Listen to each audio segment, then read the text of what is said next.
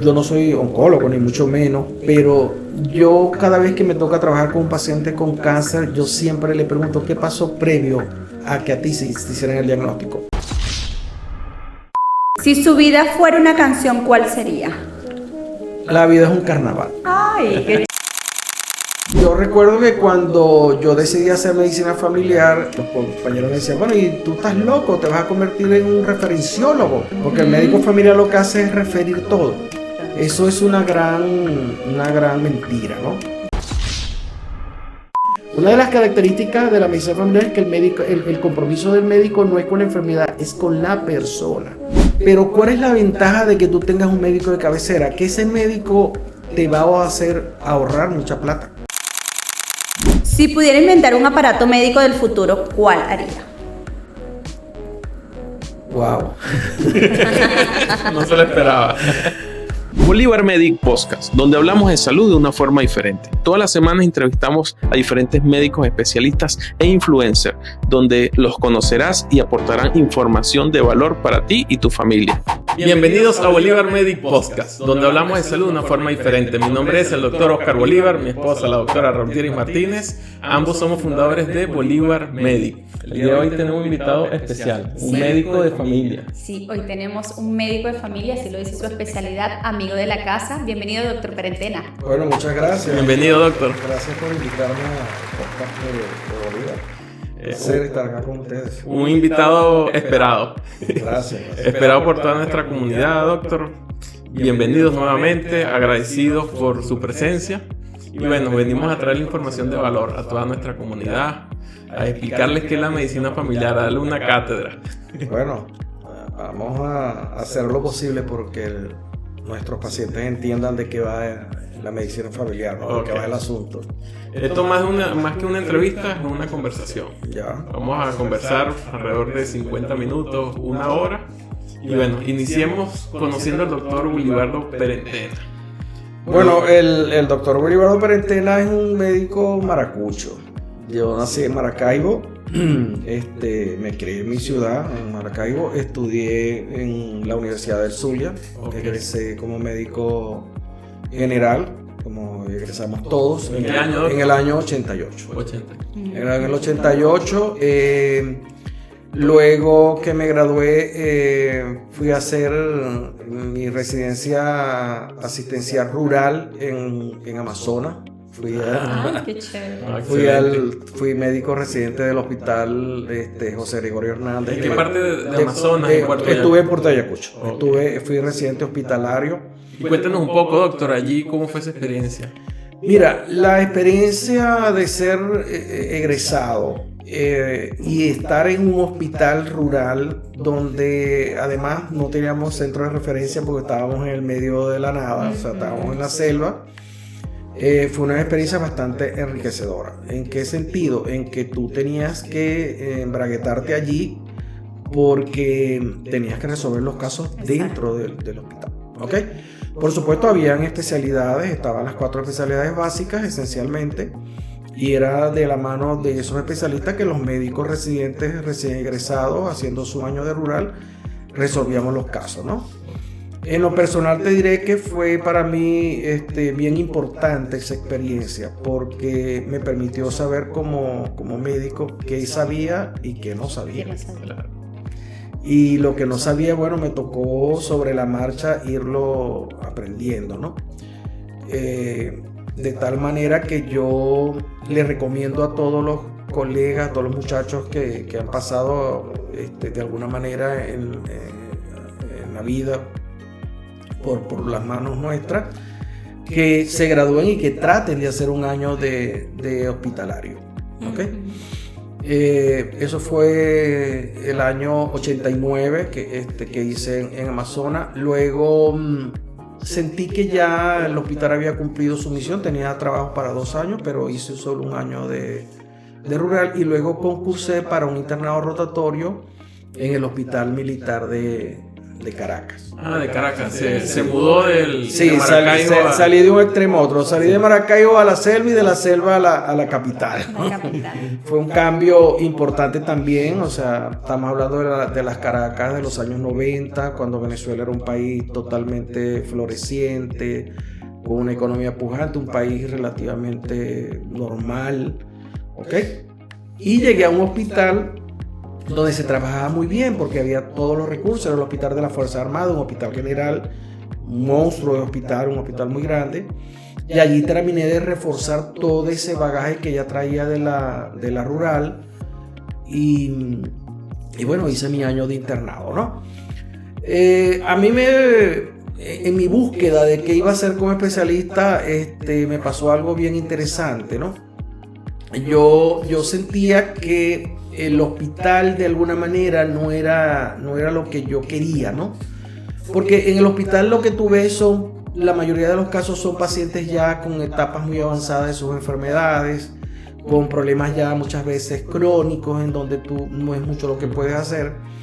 Y yo decía, es que tiene que haber algo en donde yo pueda actuar antes de que el paciente llegue en estas condiciones, ¿no? La parte preventiva. La parte, exacto, intuitivamente yo estaba buscando un enfoque mucho más integral, ¿no? Salir de lo meramente curativo para entrar en el ámbito más integral, que es la promoción y prevención de los problemas de salud del ser humano, ¿no? Y el otro detalle era que el hospital para mí era estresante, Oscar. Es esa cosa, Javier, ¿no? Yo me di cuenta de eso en el pregrado. Yo cuando estaba haciendo yo soy egresado del Hospital Universitario de Maracaibo como pregrado, y era una emergencia de guerra, o sea, es un hospital donde de verdad tú sales muy bien formado porque es que tienes oportunidad de ver de todo. Pero yo sentía que el hospital a mí me estresaba, ¿no? Sobre todo cuando surgían problemas que escapaban de mi gobernabilidad.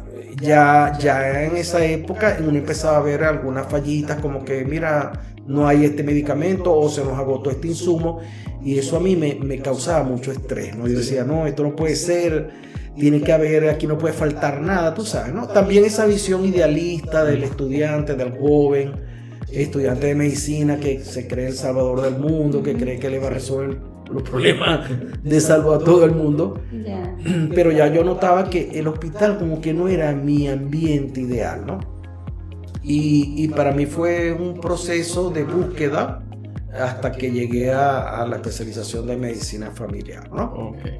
¿Cuánto tiempo dura el posgrado de medicina familiar? En la Universidad de Zulia dura 2 años. Okay. 2 años, y en las otras universidades toma 3 años porque ellos hacen lo que es el curso medio de salud pública, que nosotros no lo hacemos. ¿Y posterior al posgrado, que culminó posgrado, qué hizo? ¿Dónde trabajó?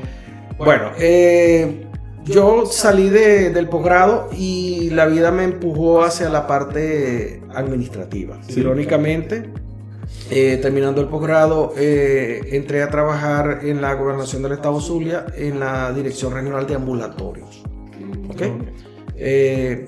Era un trabajo que yo sentía que podía realizar porque mi especialización se mueve esencialmente en Venezuela en el ámbito ambulatorio, ¿no? Okay. Entonces, cómo funciona un ambulatorio, cuáles son sus servicios, qué debe hacer un ambulatorio, eso yo lo tenía perfectamente claro, y entré a trabajar en la parte administrativa, ¿no?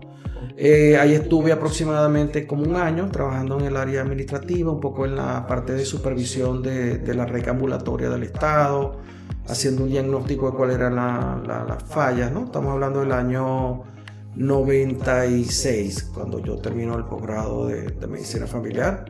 Lo hice entre el 94 y el 96, ¿no? Previo a hacer el posgrado, hice el internado rotatorio en el Hospital Militar de Caracas. Y en esa búsqueda, tratando, como te decía, de salir del hospital, me fui al otro extremo. Dije, no quiero nada hospitalario, voy a hacer algo que me permita estar en contacto con la medicina, pero no estar sometido al estrés del hospital, y me fui a hacer anatomía patológica. No sabía sí, eso, bueno, fue una experiencia bastante interesante. La anatomía patológica es un mundo. Sí, es otra cosa. Es otra cosa, es otro nivel. Hice casi 2 años de anatomía patológica, pero me di cuenta que no era lo mío. Que yo estaba en anatomía patológica y todos los días me costaba mucho porque yo sentía la necesidad de estar con los pacientes. Anatomía patológica. Y entonces anatomía patológica es el paciente no habla, no dice nada y sin darme cuenta, entonces yo salía de mis protocolos de autopsia, de mi entrevistar con los clínicos a ver qué pasó. De alguna manera yo no encajaba allí, ¿no? Entonces hice anatomía patológica en el Instituto Anatomopatológico de la UCB, gané un puesto de una residencia de posgrado allí, estaba en el mejor sitio para hacer anatomía patológica. Hay veces creo que fue un error no haber terminado mi residencia porque, bueno, yo he podido haber complementado pues, con cualquier otra cosa. Pero bueno, eso fue lo que pasó. Y salí de anatomía patológica y entonces, volviendo a esta cosa, esta visión general de la medicina, a mí me encanta la medicina interna. Y la universidad me permitió concursar para medicina interna y gané una residencia de posgrado de medicina interna en el Hospital Universitario de Caracas. Otro hospital fuerte. Otro hospital de guerra. Yo decía que ese hospital era el cementerio de Caracas porque ahí todo era crónico terminal. O sea, los pacientes tienen insuficiencia renal crónica terminal, tienen insuficiencia cardíaca crónica terminal, de verdad que fue muy fuerte. Y volvimos a lo mismo. O sea, yo al año de estar haciendo la residencia no soporté el hospital y de verdad ahí sí caí en una etapa bien particular porque me deprimí mucho, no hallaba qué hacer con mi carrera. Paré en la consulta con psiquiatría, o sea, fui al psiquiatra y dije, me está pasando esto, y el psiquiatra, un psiquiatra muy bueno, con una visión bastante integral de lo que era su paciente, de entradita me dijo, tú no eres para el hospital, yo no te voy a pedir a ti que te quedes 2 años más y termines en la residencia de medicina interna porque yo sé que vas a terminar enfermo como ya lo estás. Y me dijo, hay una especialidad para ti. Y me habló de medicina familiar. Entonces me dice, mira, tu perfil es para un médico de familia. Por lo que me cuentas, por lo que te estresa el hospital, por ese interés que tú tienes más allá de lo meramente orgánico. Hay una especialidad en Venezuela que es la medicina de familia. Y me habló de medicina familiar. Y casualmente mis padres que estaban en Maracaibo, sobre todo mi papá, empezó a enfermarse mucho, ¿no? Era un diabético y empezó a hacer complicaciones. Y yo soy el único médico en mi familia. Entonces, claro, la familia empezó a presionar, regresa a Maracaibo, te necesitamos acá. Mi papá también, cónchale, vente hijo, te necesito. Y es cuando yo decido regresar a Maracaibo y concurso para la residencia de posgrado de medicina familiar en la Universidad de Zulia y gané mi cupo en la residencia y es cuando termino finalmente en el año 92 mi especialidad, ¿no? Pero te pones a ver, todo mi ámbito previo a la medicina familiar fue eminentemente hospitalario y de un nivel académico y biológico bastante intenso. Sobre todo la parte de anatomía patológica fue muy fuerte porque ahí aprendí fisiopatología. Sí. O sea, el anatomopatólogo es un fisiopatólogo esencialmente. Claro. Tiene que saber de fisiopatología para poder... Doctor, y luego se mantuvo en el área administrativa, gerencial hasta... Tuve 4 años.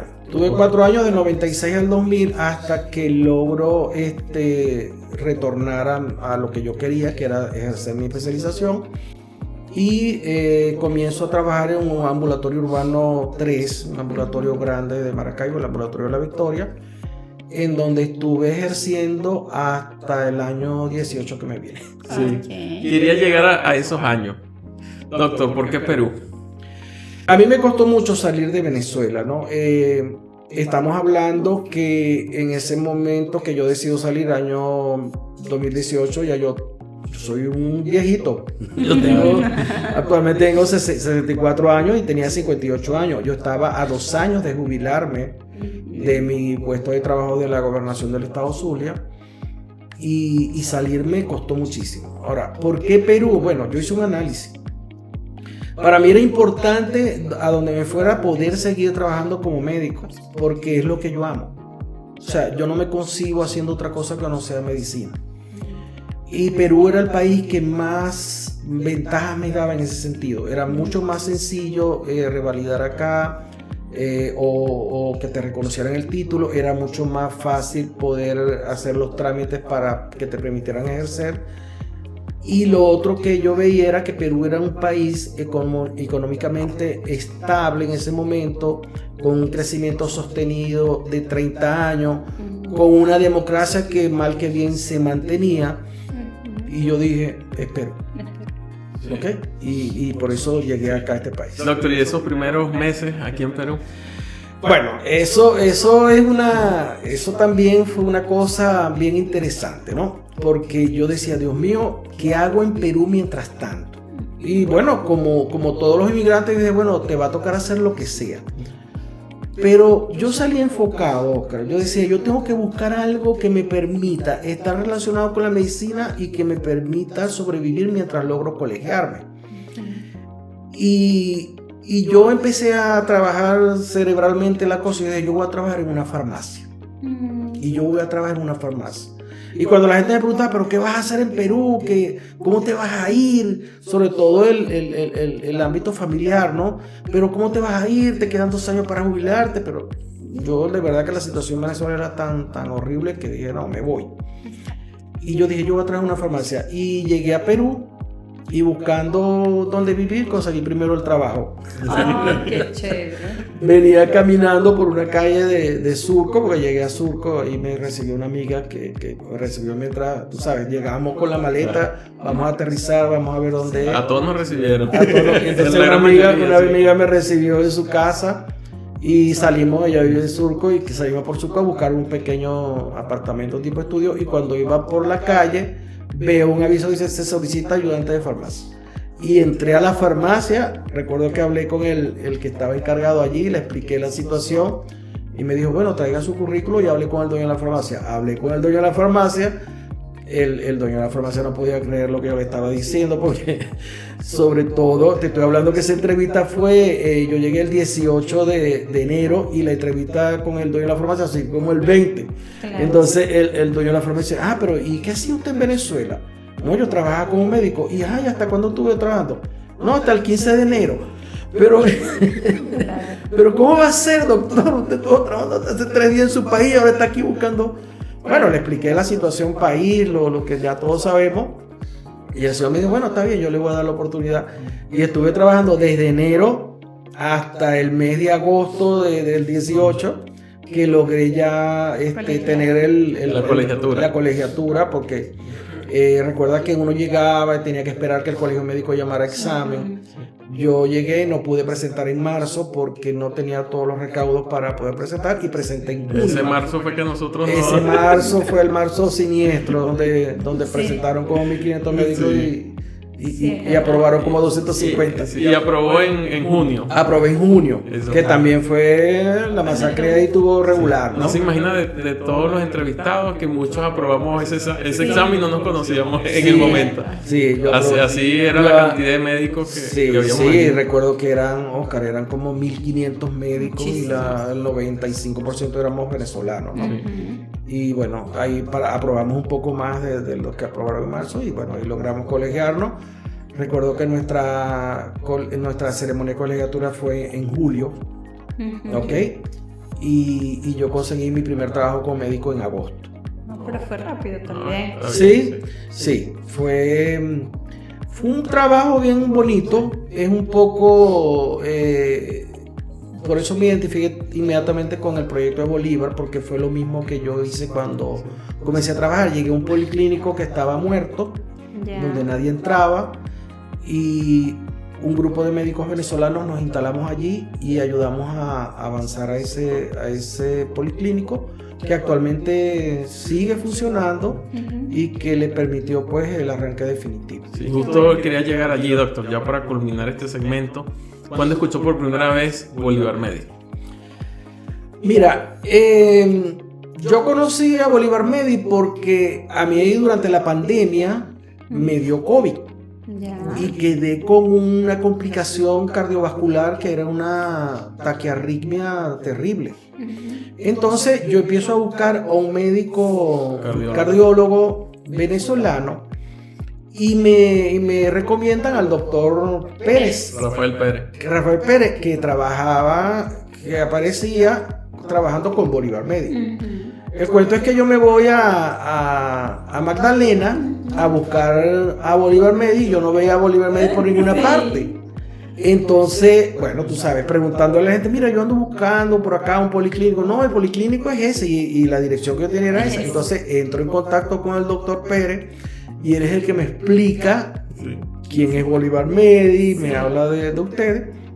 Y bueno, él me vio, me hizo mis estudios, yo mejoré y yo continué trabajando con este policlínico del que te hablo y que con el que estuve trabajando antes de llegar a Bolívar. La siguiente información que tengo de Bolívar es, yo quedo sin trabajo porque trabajaba con 2 empresas peruanas y por alguna razón de la vida el mismo mes quedé sin los 2 empleos y salgo a buscar trabajo y me dicen Bolívar Medic va a abrir una sede en Los Olivos y yo me había mudado por razones laborales de Surco para esta zona y yo perfecto porque me queda cerca de la casa y así entro en contacto con Bolívar Medic y recuerdo como si fuese ayer la primera vez que nos conocimos. Sí, yo recuerdo que estábamos, cuando yo te conocí, Oscar, estabas con Ravieri y ustedes estaban montando la sede de Los Olivos, todo estaba próximo a arrancar, todo en obra, todo en obra. Sí. Y bueno, yo llegué y me presenté contigo, les dije, mire, yo soy fulano de tal, yo soy médico de familia y ando buscando trabajo y bueno, ya estamos. 2 años de esa historia. Sí, ¿no? Más de 2 años. Bueno, culminamos este primer segmento que estuvo buenísimo, estuvo muy interesante y no olviden suscribirse a nuestro canal y a todas nuestras redes sociales como @Bolívar Medic. Continuamos.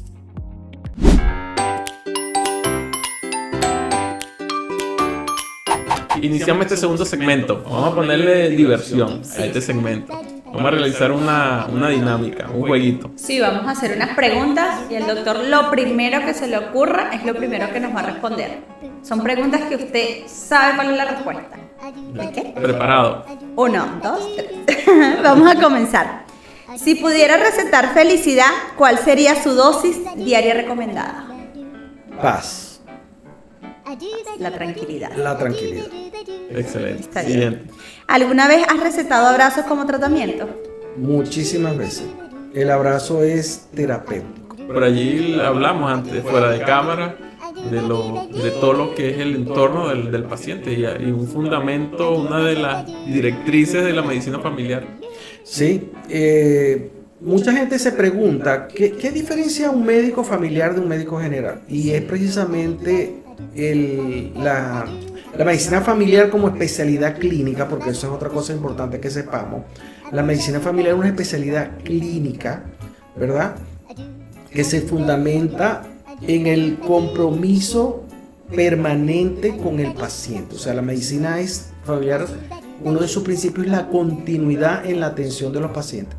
Pero es una atención que de verdad abarca lo integral al 100%. O sea, nosotros tenemos que ser excelentes biologicistas porque el paciente al fin y al cabo viene a tu consulta con un problema biológico, con un síntoma. Tenemos que ser excelentes epidemiólogos porque tenemos que tener conocimientos de cuál puede ser la causa o el origen de esa patología que trae el paciente, y tenemos que ser excelentes promotores porque las enfermedades no vienen solas, tienen un origen, tienen un porqué, y el médico familiar se especializa en identificar ese porqué de la enfermedad, y en el porqué siempre hay una parte psicosocial, una parte psicológica. El médico de familia trabaja con los valores, con la creencia de lo que es el proceso salud o enfermedad de ese paciente. Cada paciente tiene una creencia diferente sobre lo que puede ser el origen de sus enfermedades. Y el médico familiar se especializa en identificar esas creencias, esos valores, esos mitos que tienen los pacientes sobre lo que es la patología que los está quejando. Si su vida fuera una canción, ¿cuál sería? La vida es un carnaval. ¡Ay, qué chévere! Buena respuesta. Buena respuesta. ¿Quién manda en su casa cuando se trata de elegir la película? ¿Usted o su familia? Se negocia. Es negociable. Si pudiera inventar un aparato médico del futuro, ¿cuál haría? Wow. No se lo esperaba.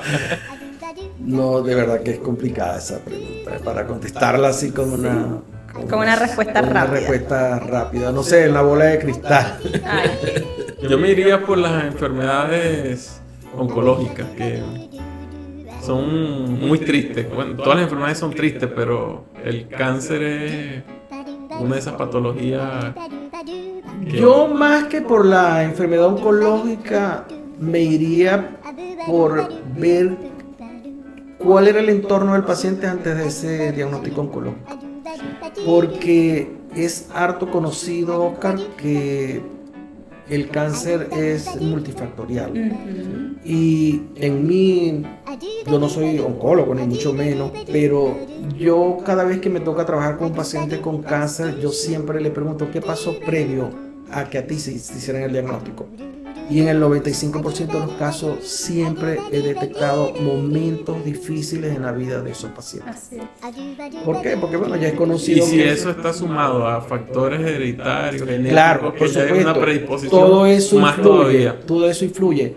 Pero recuerda que un paciente estresado vive con niveles de cortisol elevados. Sabemos ya que el efecto del cortisol sobre los linfocitos killer, que son los encargados de neutralizar esas células cancerosas. Por tanto, yo cuando me toca trabajar con pacientes oncológicos o pacientes sobrevivientes de cáncer, mi premisa con ese paciente es sé feliz. Claro. Sé feliz, y ahí es donde los abrazos, el afecto juega un papel fundamental. En medicina familiar siempre la familia es una herramienta terapéutica. Los pacientes con buen entorno familiar, con buenos recursos familiares, con buenos amigos, ya eso es una herramienta importante para nosotros trabajar con ese paciente. Evolucionen mejor. ¿Qué prefieres para relajarte después de un día largo? ¿Una siesta, bailar una siesta o bailar salsa? Una siesta, doctora. Estamos en la época donde relajarnos es estar tranquilo en casa, es ¿cierto? importante una siesta. Hay veces utilizo mucho la música. Claro, ¿Ok? pero relajante. Para relajarme. Hay veces una buena película. ¿Ok?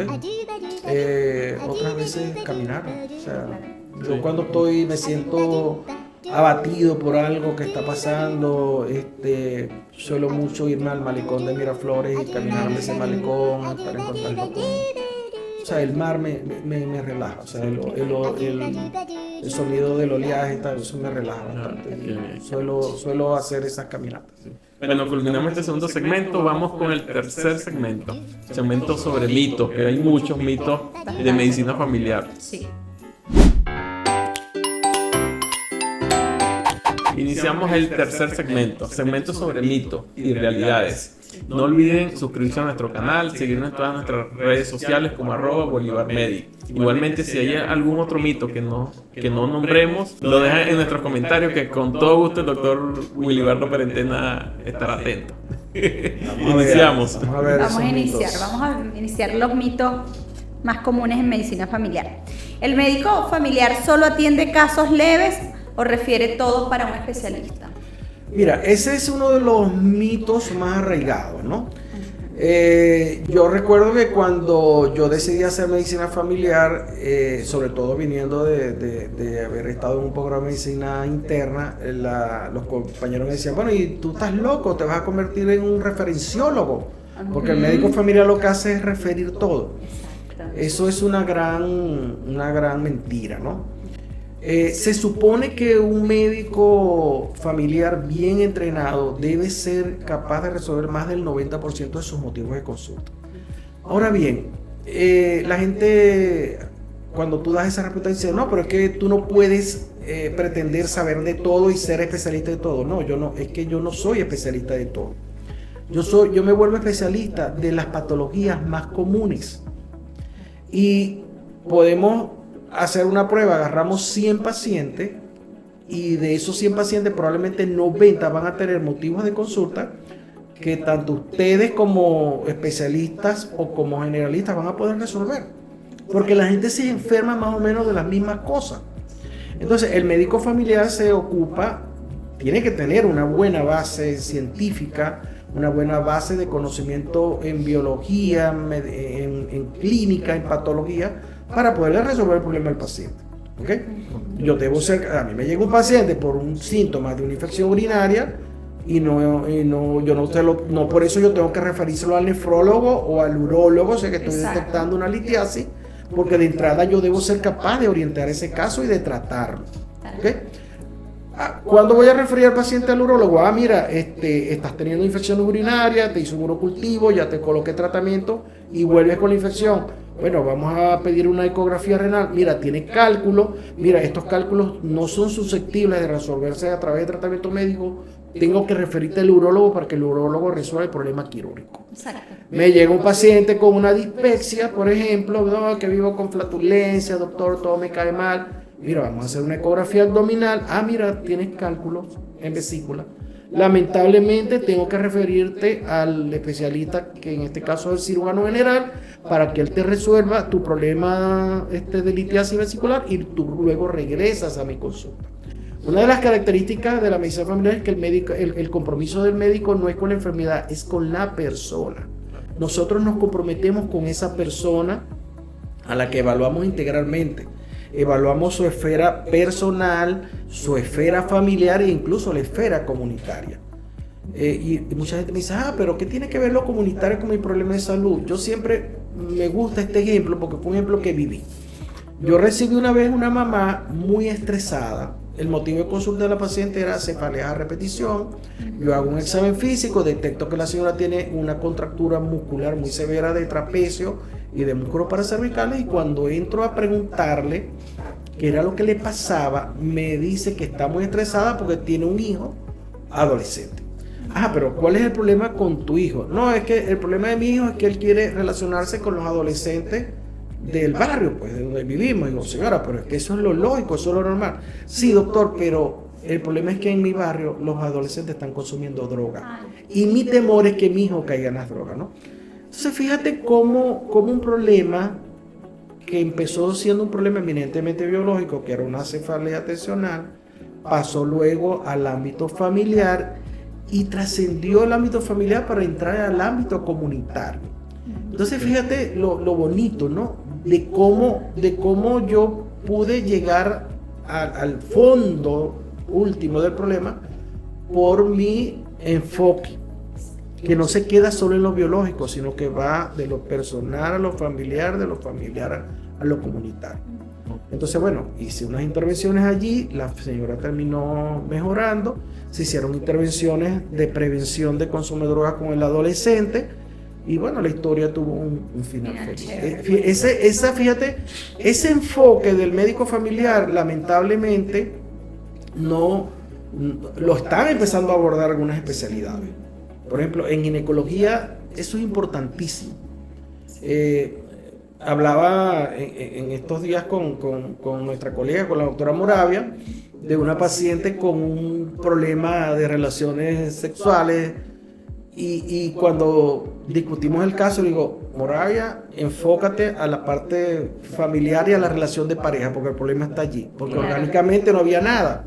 Entonces, fíjate cómo todas las especialidades tienen de alguna manera que entrar en el ámbito de ver al ser humano no como un enfermo, sino como una persona con sentimientos, con valores, con creencias, ¿no?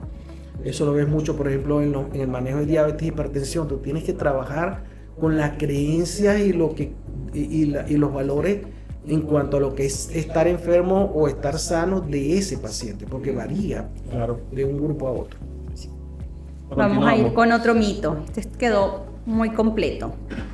No es necesario tener un médico de cabecera si puedo ir directamente a un especialista.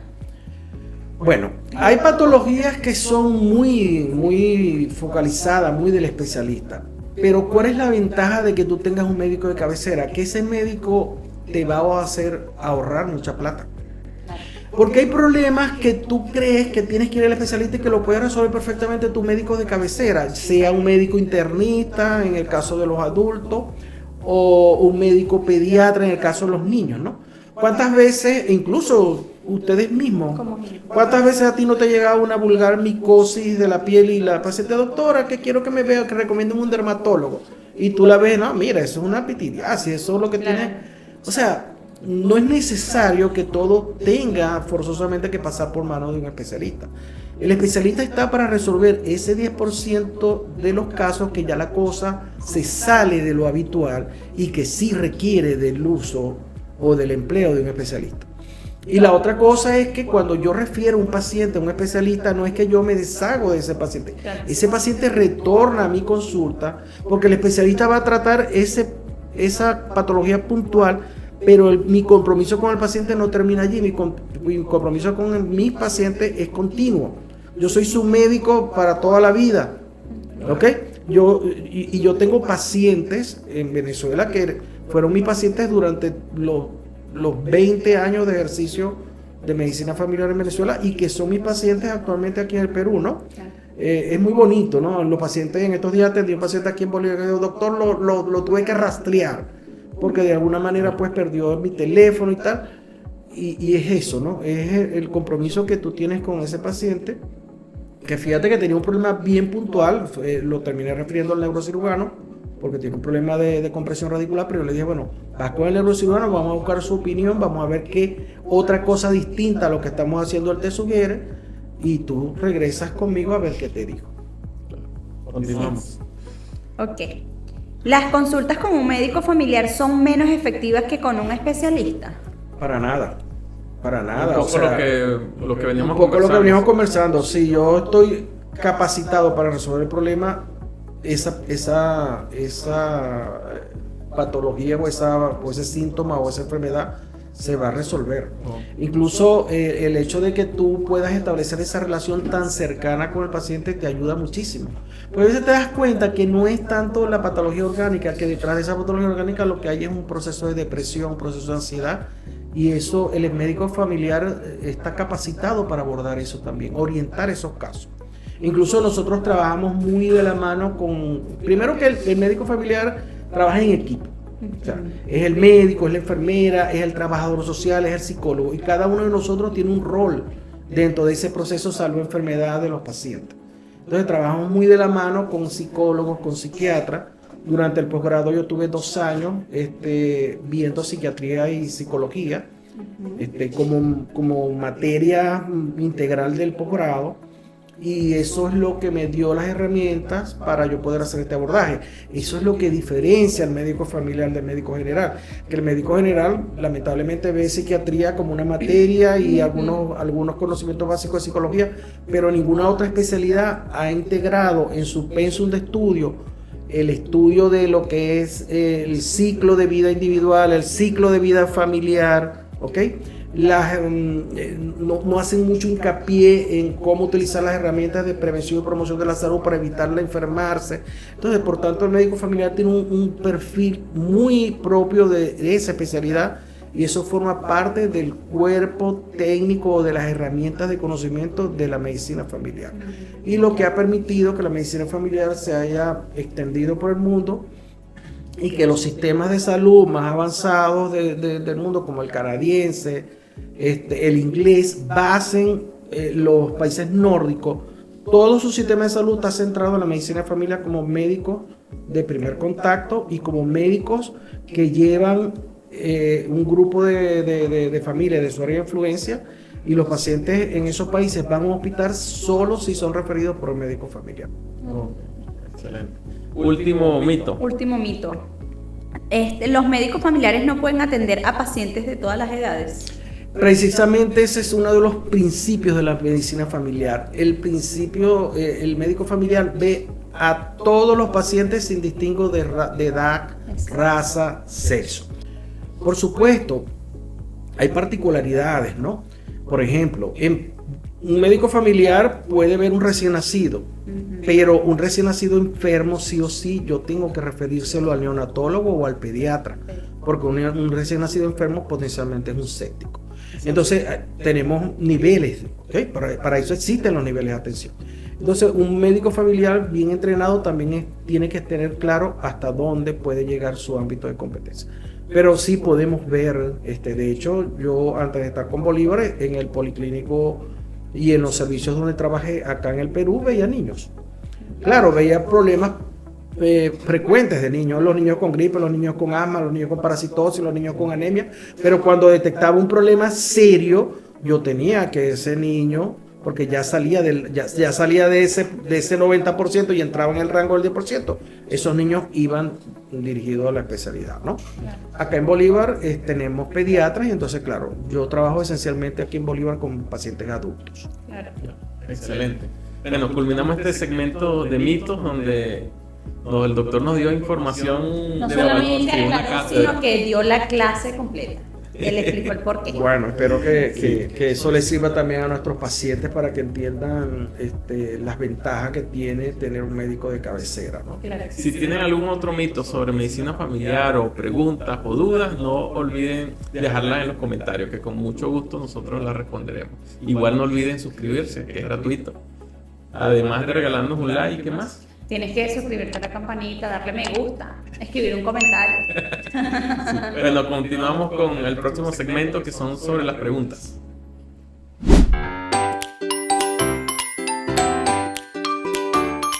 Llegamos al segmento sobre las preguntas. No olviden que siempre que que grabemos un episodio, dejamos una cajita, una historia en nuestra página de Instagram, que es @BolivarMedic, para que le hagan las preguntas al invitado. Bueno, tenemos algunas preguntitas por allí que se escogieron, las más comunes. Sí, las más comunes y que el doctor no haya respondido también. Sí. Tenemos aquí, vamos con la primera. ¿Puede el médico familiar manejar enfermedades crónicas como la diabetes o la hipertensión? Sí podemos. De hecho, yo en Maracaibo esencialmente lo que veía era pacientes hipertensos y diabéticos, porque en el policlínico, en el ambulatorio donde estaba, no había la especialidad de medicina interna. Y los diabéticos e hipertensos de ese ambulatorio pasaban todos por la consulta de medicina familiar. Por supuesto, yo veía a mis pacientes, los que estaban muy complicados, si iban ya directo con el endocrinólogo o si yo consideraba que lo podía ver el internista, lo enviaba al internista, pero el 90% de esos pacientes eran atendidos dentro del ambulatorio, ¿no? Ok, excelente. Siguiente pregunta. ¿Es recomendable que toda la familia tenga el mismo médico? Mira, sí, eso da una gran ventaja, porque el médico, como te explicaba, no es solo el individuo, es el individuo y su familia. Y llega a conocer también al individuo y el entorno familiar, que eso facilita mucho la acción terapéutica de ese médico. Okay. ¿Qué consejo darías para mantener una buena relación médico-paciente? Mira, la honestidad. El paciente tiene que entender que el médico no está allí para averiguarle la vida. El médico está allí para escucharlo y para darle la mejor orientación de acuerdo al problema que tenga el paciente para solucionar ese problema. Eso es fundamental. Una buena relación médico-paciente, al tener confianza de saber que tú le puedes contar a tu médico lo que sea, que él no te va a juzgar ni va a emitir juicios de valores, eso es importante.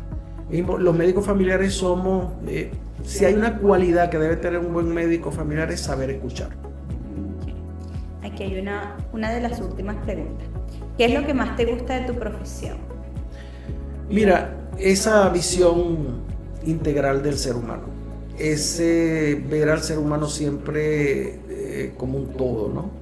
No cosificar al enfermo o al paciente. El paciente es un individuo que tiene sentimientos, que tiene creencias, que tiene valores. El aceptar a esa persona con sus creencias, con sus valores, y el tratar de orientar creencias y valores que van en contra de lo que es un estilo de vida saludable o de lo que lo puede aproximar a una enfermedad, ¿no? Una de las cosas más complicadas en medicina es cambiar estilos de vida y estilos de vida no saludables, ¿no? Una de las cosas que yo más disfruto con mis pacientes es hacer esa labor de prevención y promoción de la salud. Por eso que yo le digo siempre a mis pacientes, es importante que aunque tú pienses que estás sano, una vez al año ven conmigo, te hacemos tu examen en el laboratorio, te evaluamos, conversamos, ¿ok? Al margen de que vengas porque tengas gripe o porque te dio un dolor de estómago o lo que sea, es importante que inculquemos en nuestros pacientes una cultura de la prevención y promoción en salud, ¿no? Y los médicos familiares, esa es una de nuestras herramientas primordiales de trabajo, la promoción y la prevención de los problemas de salud. Así es. Bueno, doctor, vamos con el último segmento, nuestro segmento favorito. Llegamos al último segmento. ante todo, doctor, agradecido por su presencia aquí en este episodio de Bolívar Medic Podcast. Nos ha dado una cátedra sobre medicina familiar. Ya, bueno. Sí. Ya me gusta la profesión. Sí, no sabía que era tan compleja. Sí. De verdad me gusta el hecho de que venga al paciente, pero también todo es la familia. Claro, y verdad, fíjate que eso ustedes lo pueden hacer desde su ámbito. Tú, Ravieri, que trabajas con una cosa tan complicada y tan íntima como es la salud reproductiva, la salud sexual, la salud ginecológica, cuando tú entras en el ámbito familiar de tu paciente, cuando ves la parte personal, eso te va a potenciar muchísimo y te va a hacer mucho más efectiva.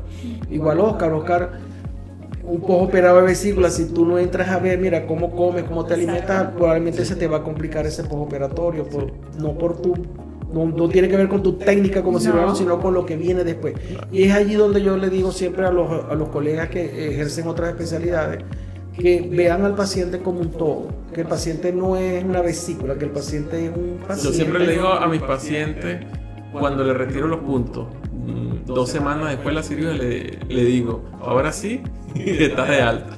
Exacto. No todo termina, porque muchos piensan, no, me operó y ya listo. Porque tú no eres un operador, tú eres un médico, eres un cirujano integral. Entonces tu labor no termina con la cirugía. Tu labor termina cuando ese paciente está totalmente restablecido de esa patología que tuvo.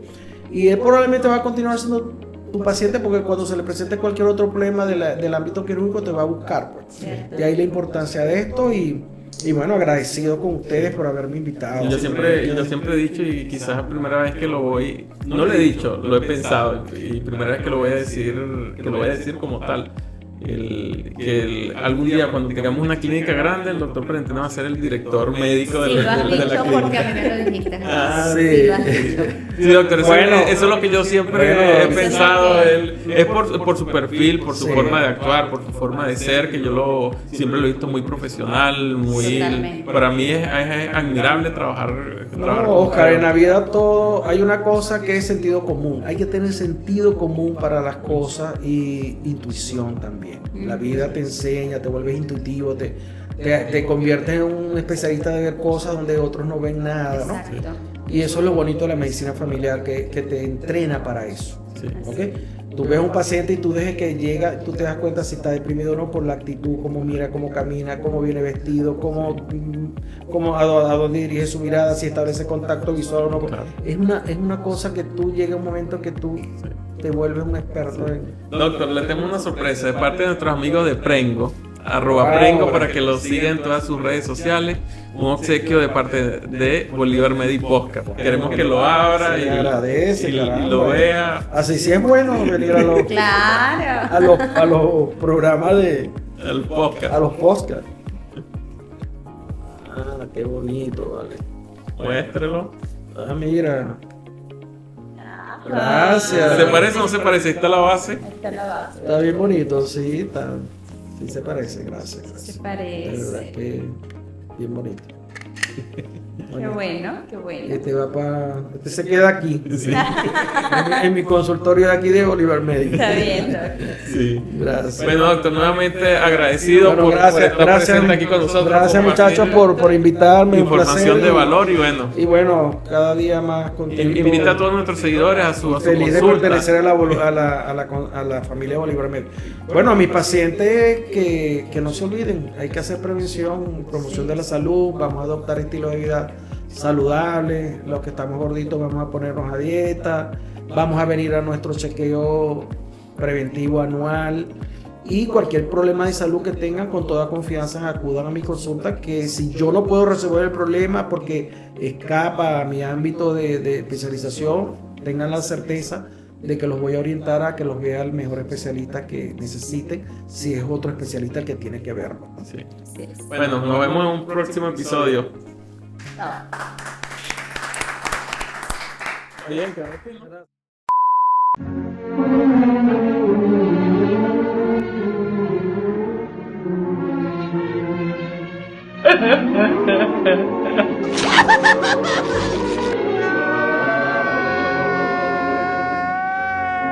Porque ya no aguanto más.